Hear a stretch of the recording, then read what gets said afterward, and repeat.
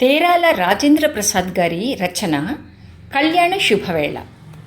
చాలామందికి తెలియని ఒక ఆసక్తికరమైన విషయం ఏమిటంటే, సీతారాములదే కాకుండా ఒకే రోజు రాముని ముగ్గురు సోదరులు, సీత ముగ్గురు చెల్లెళ్ల వివాహాలు, మొత్తం 4 పెళ్లిళ్ళు జరిగాయి.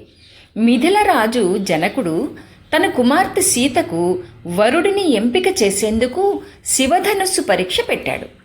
ఆ పరీక్షలో విజయం సాధించిన రాముడు సీతకు అర్హుడిగా ఎంపికయ్యాడు. అప్పుడు జనకుడు ఒక గొప్ప నిర్ణయం తీసుకున్నాడు. తమ సోదరుడు కుజధ్వజుడి కుమార్తెలు ఊర్మిళ, మాళవిక, శృతకీర్తులకు కూడా సీతారాములతో పాటు ఒకే రోజు ఒకే ముహూర్తంలో 4 పెళ్లిళ్ళు జరగాలని నిర్ణయించాడు. ఆ 4 జంటలు ఏవంటే రాముడు సీత, లక్ష్మణుడు ఊర్మిళ, భరతుడు మాండవి, శత్రుఘ్నుడు శృతకీర్తి. ఇలా 2 గొప్ప కుటుంబాలు ఒకేసారి వివాహ బంధంతో కలిశాయి. ప్రత్యేకత ఏమంటే, ఒకే ముహూర్తంలో 4 వివాహాలు ఒకేసారి జరగటం, కుటుంబ బంధం మరింత బలపడటం, ఆనందం 4 పెరగటం.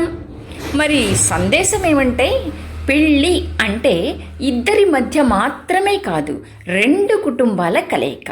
ఒకే రోజు 4 పెళ్ళిళ్ళు జరగటం ద్వారా ప్రేమ, ఐక్యత, ఆనందం ఎంత గొప్పగా ఉంటాయో.